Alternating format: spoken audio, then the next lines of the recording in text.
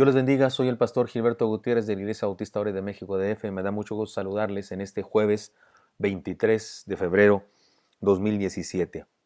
Estamos con el Salmo 32, la bienaventuranza del perdón. El título en la Biblia dice La dicha del perdón, Salmo de David, Masquil. La palabra masquil puede referirse a un escrito sapiencial, vivencial o simplemente a una acción de gracias.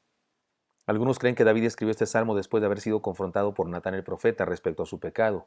Fue descubierto, reconoció su pecado, se arrepintió y experimentó el perdón de Dios. Y de esto nos habla el salmo. Nos presenta la posibilidad de experimentar el perdón de Dios a plenitud. Estudiémoslo y veamos lo que nos dice. Primera cosa, la bienaventuranza de la transparencia, versículos 1 y 2. Bienaventurado aquel cuya transgresión ha sido perdonada y cubierto su pecado. Bienaventurado el hombre a quien Jehová no inculpa de iniquidad y en cuyo espíritu no hay engaño. Esta parte del Salmo nos presenta tres niveles de la pecaminosidad: la violación de la ley de Dios, transgresión; la maldad que nos lleva a pecar, o la naturaleza pecaminosa, el pecado; y la consecuencia de esta maldad, que es la esclavitud al pecado que se convierte en iniquidad y engaño. Porque no es lo mismo pecado que pecados. Pecado es nuestra naturaleza pecaminosa, la tendencia humana a rebelarnos contra la ley de Dios, y pecados son las transgresiones a la ley de Dios. Y por supuesto que esto nos lleva a una esclavitud que se convierte en iniquidad. El salmista dice que podemos ser librados de todo esto. El problema es que no hemos aprendido a tratar bien el tema del pecado en nuestra vida. Algunos piensan que con solo incluir una frase final en la oración, y perdónanos todos los pecados, que con eso ya es suficiente, y no es suficiente. Primera de Juan 1.9 dice, si confesamos nuestros pecados, Él es fiel y justo para perdonar nuestros pecados y limpiarnos de toda maldad. No habla de pedir perdón, habla de confesar. Y eso fue lo que hizo David, por ejemplo, en el Salmo 51. Confesó su pecado. Y eso tiene que ver con arrepentimiento. Y déjenme decirles que el arrepentimiento tiene tres elementos. Número uno, reconocer que algo que hicimos está mal. Número dos, aborrecer eso que hicimos y que está mal. Y número tres, tomar la decisión de no hacerlo más. La bienaventuranza de la transparencia es la única manera de experimentar el perdón. De otra manera solo hay esclavitud, dolor, sufrimiento y más pecado. No existe verdadera felicidad sin perdón. No se puede seguir adelante en la vida y triunfar sin el perdón de Dios. El pecado obstaculiza nuestra vida, nos deteriora y nos lleva al fracaso. Arrepintámonos a tiempo, confesemos nuestros pecados y experimentemos la bienaventuranza del perdón. En segundo lugar, la tragedia del silencio y la necedad. Los versículos 3 y 4 dicen así: Mientras callé, se envejecieron mis huesos en mi gemir todo el día, porque de día y de noche se agravó sobre mí tu mano. Se volvió mi verdor en sequedades de verano. Lo peor que puede hacer uno es callar.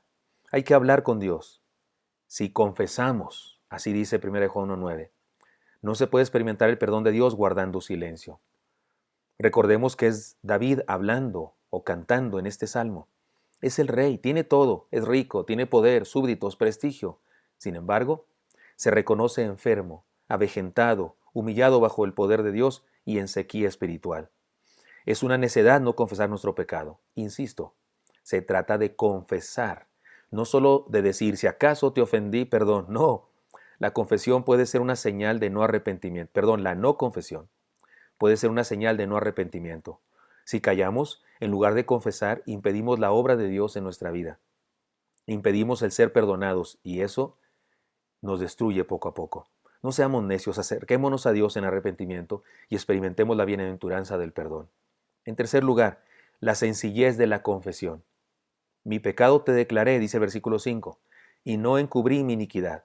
Dije, confesaré mis transgresiones a Jehová, y tú perdonaste la maldad de mi pecado. La cosa es clara. Ni siquiera debemos pedir perdón, lo que sí tenemos que hacer es confesar.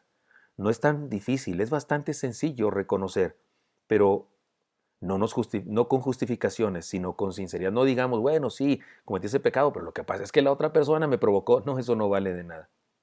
Aceptemos nuestro pecado, nuestra culpa, y punto. Sé propicio a mí, pecador, dijo el publicano, y fue perdonado. Los enemigos de la confesión y su remedio son los siguientes. El orgullo, ese es un enemigo. Remedio, humillémonos, nos conviene. Segundo enemigo, la necedad. Remedio, seamos sabios. Tercer enemigo, la cobardía. Remedio, atrevámonos a confesar. No tardemos más, confesemos.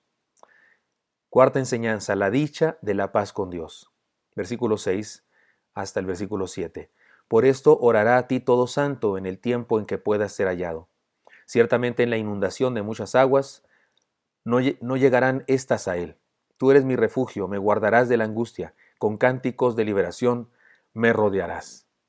Tres beneficios de la paz con Dios que viene por causa de la confesión: ser oído, ser protegido y ser alegrado.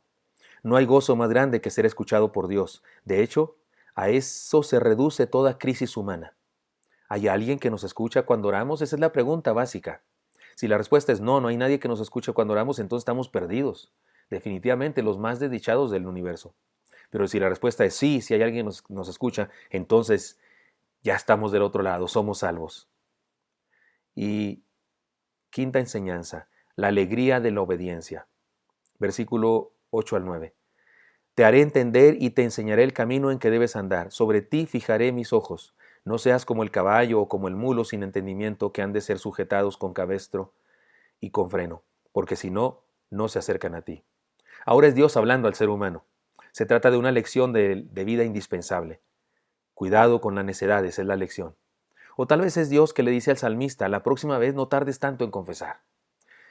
Si es tan sencillo, si confesar trae tantos beneficios, y si es tan trágico callar, entonces conviene obedecer, no huyamos de él, experimentemos la alegría de la obediencia. Sexta enseñanza, la maldición del pecado no reconocido, versus, o sea, contra el gozo de los rectos.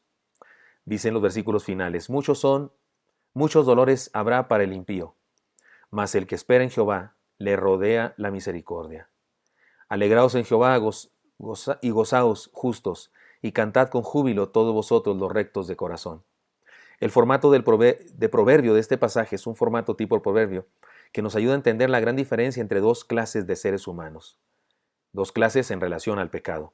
El impío, por un lado, que es un pecador que no reconoce su pecado; del otro lado, el justo o recto, es decir, el pecador que ha confesado y que ha sido perdonado. El impío experimenta muchos dolores.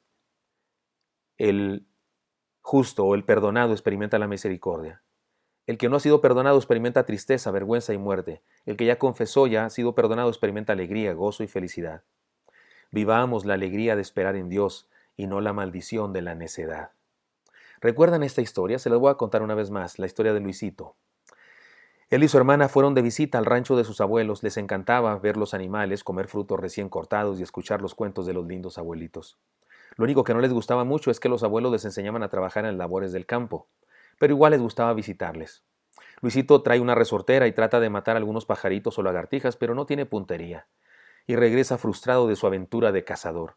Desde las afueras del jardín ve caminando al pato favorito de la abuela, un bello pato al que su abuelita ha puesto nombre y le trata como a un hijo. Luisito apunta su resortera y suelta la piedra con la seguridad de que fallará de nueva cuenta. Sin embargo, esta vez la piedra da en el blanco, justo en la cabeza del pato. Y es el pato favorito de la abuela, recuerden, y lo mata. Se espanta y después de salir de su impresión, corre a tomar el cuerpo inerte del pato y lo esconde en el jardín, hace un hoyo, pone el cuerpo del pobre animal y lo cubre con tierra. Él cree que nadie lo vio, pero al regresar a la casa se da cuenta que desde la ventana su hermana Marta lo observa con una sonrisa que significa que lo vio todo. Esa noche no pudo dormir Luisito. ¿Qué pasará si la abuela se da cuenta de lo que hice? ¿Qué va a decir cuando la abuela pregunte, qué voy a decir cuando la abuela pregunte por su pato? En la mañana, mientras desayunan, el abuelo dice: uno de ustedes puede venir conmigo a dar de comer a las vacas, pero el otro tendrá que lavar los trastes. La abuela dice: los trastes le tocan a Martita. Martita responde: no, abuelita, Luisito me ha dicho que él quiere lavar los trastes. Yo iré con él. Yo iré con el abuelo. Luego Martita pasa junto a su hermano y le dice en el oído: acuérdate del pato. Luisito no tiene más remedio que aguantar y dice: es cierto, que Marta vaya con el abuelo, yo lavo los trastes. En la comida la abuela dice: creo que a Martita le toca ir a traer agua al pozo, ¿no es cierto? No, abuela, dice Martita, Luisito me dijo que él quiere hacerlo por mí, ¿verdad, Luisito? Acuérdate del pato, le dice en el oído. Y Luisito va por el agua y limpia la mesa y sacude la alfombra y realiza todos los trabajos desagradables a causa de los chantajes de su hermana. Esa noche está agotado no solo por los trabajos, sino por la culpa, así que decide ir con su abuela y le confiesa todo. Abuelita, yo maté a tu pato. La abuela lo abraza y le dice, yo ya lo sabía, te vi desde el balcón y solo esperaba que lo confesaras para perdonarte. Te amo más que lo que amaba a mi pato, y me dolía mucho verte esclavizado por tu hermana por no confesar tu error. No te preocupes, hay otros patos en el rancho, y yo solo tengo un nieto llamado Luisito. No tardemos en disfrutar la bienaventuranza del perdón de Dios. Espero que esto sea útil para usted y me encantaría encontrármelo el día de mañana. Hasta pronto.